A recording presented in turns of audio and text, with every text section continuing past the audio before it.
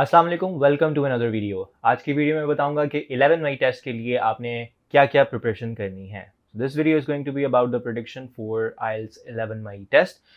तो वो सारे लोग जो कि अपीयर होने वाले हैं इस टेस्ट में, first of all good luck with the test and I hope you have done a lot of practice, क्योंकि उसके बगैर अच्छा स्कोर करना is really something very hard.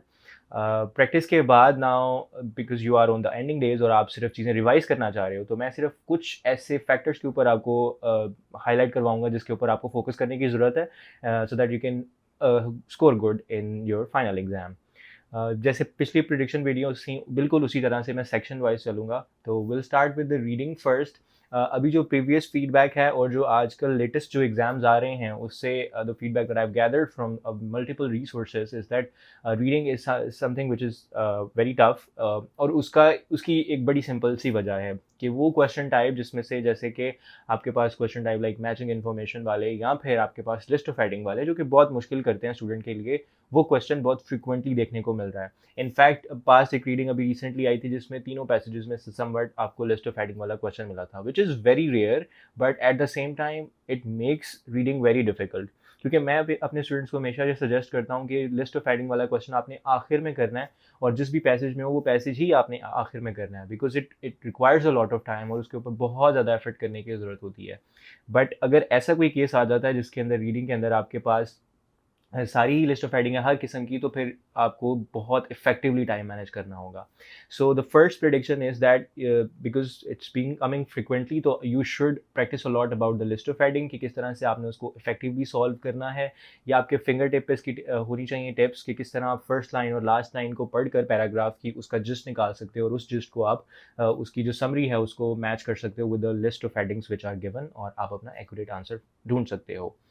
और इसकी तैयारी करते हुए please do not get to overwhelmed, क्योंकि ये क्वेश्चन आप कितने भी कीनली करो तो देयर आर चांसेस कि एक दो जो है वो आप उसमें गलत करोगे, because there is a margin of that some actually it's very tough to understand and extract the crux of that particular paragraph. If you want to apply in any university in any country, Canada, USA, UK, Sweden, Malaysia, just simply log into edifed.pk/apply and you will get a simple information form, application form है उसको आपने fill out करना। there is no application fees।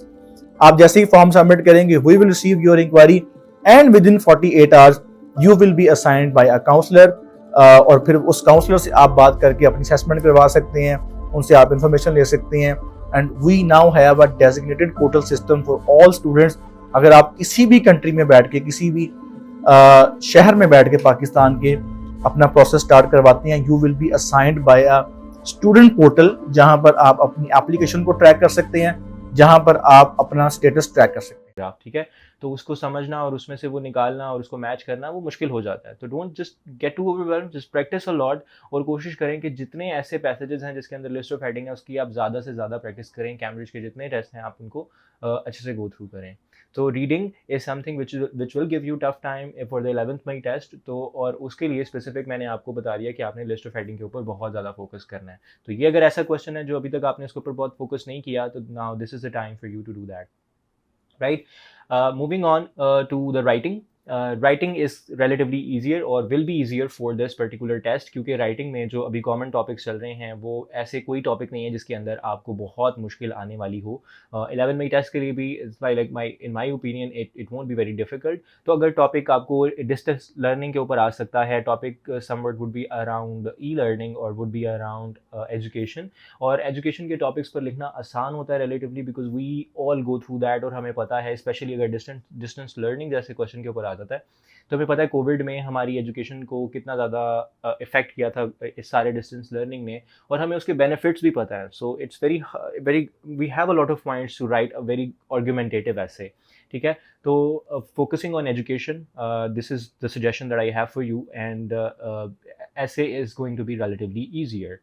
For the writing task 1 though, वो लोग जो कि आइल्स academic में appear होने वाले हैं। For the writing task 1 focus on maps a little bit, ठीक है। अगर आपने अभी तक मैप्स में नहीं देखा, मैप्स मुश्किल नहीं होते हैं, लगते हैं दिखने में, और ये हो सकता है कि अगर आपको वहाँ मैप देखने को मिले आप घबरा जाओ कि ये तो बहुत मुश्किल क्वेश्चन टाइप है। ऐसा बिल्कुल नहीं है। मैप्स में सिंपल कंपैरिजन करना होता है।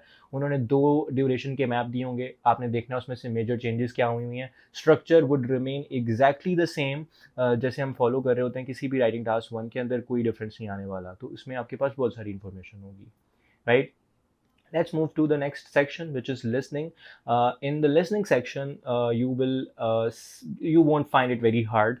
Listening जो है वो relatively बहुत बहुत easy होने वाली है, because you will see very minimal multiple choice questions.